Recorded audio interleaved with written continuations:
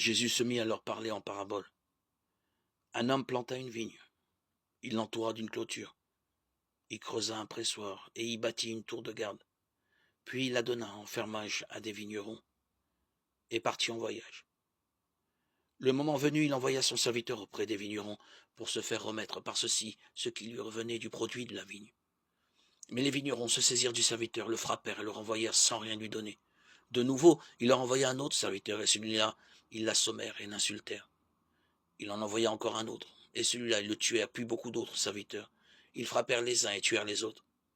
Il lui restait encore quelqu'un, son fils bien-aimé.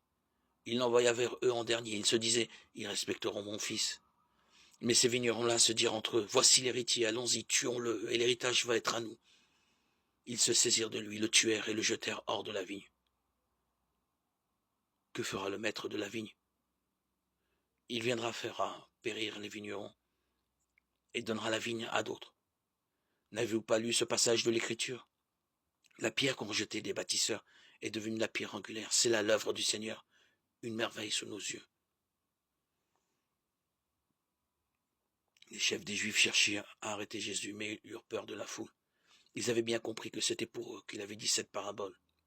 Ils le laissèrent donc et s'en allèrent.